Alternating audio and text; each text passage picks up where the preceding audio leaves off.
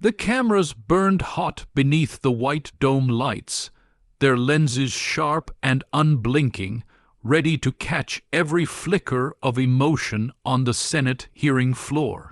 A low hum buzzed through the chamber, shuffling papers, a throat clearing, the faint click of heels pacing across polished marble. Tension was thick, electric, like storm clouds pressing down before a thunderclap. And in the middle of it all sat Representative Jasmine Crockett, her shoulders squared, her gaze steady, her voice already coiled with the fire she had carried her entire career. She knew this day would test her.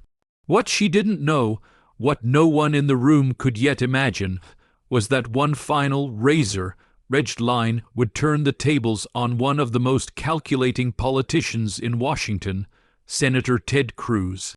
Jasmine had grown up in Dallas, the daughter of a postal worker and a schoolteacher. Her father had carried the weight of racial injustice on his back since his youth, often telling her, "The system won't hand you respect, baby girl. You fight for it tooth and nail." Those words became her compass, guiding her through law school, through late nights defending clients who couldn't afford a dime, and through her rise into Congress, where her reputation was built on blunt honesty and a refusal to bow. She was driven, ambitious, but she carried more than her career in her chest. She carried the voices of every marginalized person she had sworn to protect. Ted Cruz, by contrast, had long fashioned himself as the great interrupter. He reveled in sharp sound bites, confrontational questions, and the art of distraction. To him, politics wasn't just governance, it was performance. His childhood in Houston had been marked by privilege and a father who drilled into him the belief that victory was everything. Compromise was weakness. Losing an argument meant losing power, and for Ted, power was survival. By the time he had climbed the steps of the Senate, he had honed his weapon of choice. His tongue, quick and cutting, always eager to seize the floor, no matter who stood before him. When the hearing began that morning, both knew what was at stake. The topic, federal oversight of voting rights, was a battlefield drenched in history and raw emotion. For Jasmine, this wasn't policy, it was personal. She remembered the elderly black voters she had met in Texas who told her stories of being turned away at polls, of standing in line for hours in sweltering heat, of being treated as second-class citizens in their own democracy. For Ted, this was about reinforcing his party's dominance, tightening control, and bending the narrative toward his vision of power. Representative Crockett, Ted began, his tone dripping with skepticism, "You claim that voter suppression is rampant. But isn't it true that Texas saw record turnout in the last election?" Jasmine leaned forward, eyes flashing. "Turnout does not erase suppression, Senator. High numbers don't mean there weren't barriers. It means people fought through them. You don't hand someone 100-pound weight and then brag when they cross the finish line." The crowd behind the cameras shifted, murmurs rippling. Ted smirked, sensing the dance had begun. He interrupted almost immediately, waving a dismissive hand. "But surely you can't ignore—" "Senator, let me finish." Jasmine shot back, her voice like iron laced with velvet. One interruption, then two. By the third, Ted's voice grew louder, overlapping hers, cutting off words mid-sentence. Jasmine clenched her jaw, her father's voice whispering in memory, "Don't let them silence you." By the fourth interruption, viewers watching at home could feel her frustration simmering. By the fifth, she raised her hand slightly, signaling her intent to keep the floor. Yet Ted surged on, his cadence rapid, fire, his strategy clear, drown her voice before it gained momentum. But Jasmine didn't rattle easily. She adjusted her microphone, leaned back with a calm that belied the storm inside, and let him rant. On the sixth interruption, When Ted accused her of grandstanding for the cameras, her lips curled into the faintest smile. "Are you finished, Senator?" she asked, the chamber falling silent for a split breath. Ted opened his mouth again, ready to steamroll, but Jasmine's eyes locked on his with a steadiness that halted him for just a beat. That pause gave her the opening she had been waiting for. Her voice cut through the room like a blade. "You know what the difference is between you and me, Senator. You interrupt because you fear the truth. I speak because I am the truth, and no matter how many times you cut me off, this country will hear me. They already are."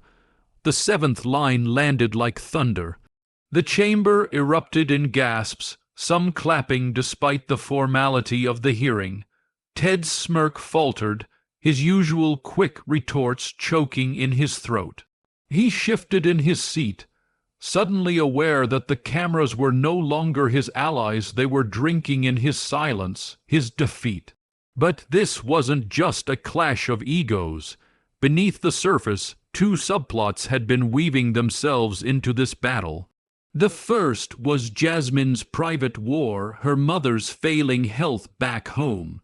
Every night after long hearings, she had sat at her mother's bedside, reading psalms aloud, wondering if her fight in Washington meant sacrificing precious time with the woman who had shaped her resilience. Her mother's whispered blessing, "Keep going, baby, even when I'm gone," had echoed in her chest as she entered the chamber that morning. And in her confrontation with Ted, that strength poured out. The second subplot belonged to a young intern named Lewis, seated quietly in the back row. He was the son of undocumented immigrants, attending college on a scholarship, watching this exchange as if it were a mirror of his family's struggle. Every interruption from Ted reminded him of how often his parents had been silenced, told they didn't belong, told their voices didn't count. But when Jasmine delivered her seventh line, Lewis felt something shift inside him.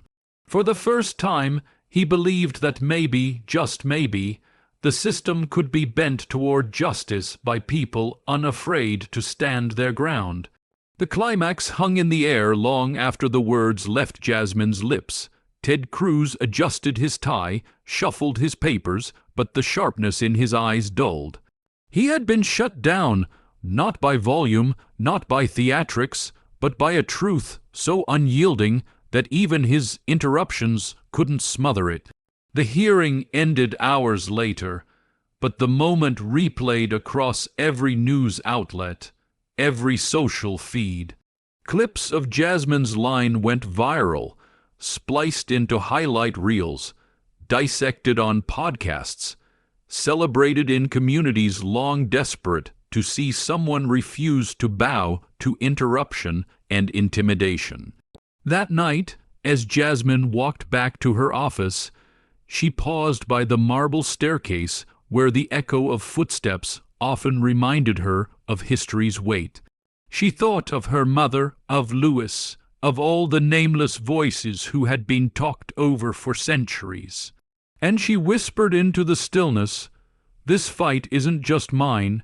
It never was." The life lesson that lingered from that day was simple yet powerful. Silence is not the absence of voice, it is the result of being denied it. And when someone refuses to be silenced, when they stand firm, even under interruption after interruption, the truth has a way of breaking through. In a city built on noise and power plays, Jasmine Crockett proved that one steady voice, grounded in truth and conviction, could still shake the marble walls of Washington. And somewhere in the quiet of his office, Ted Cruz knew it too.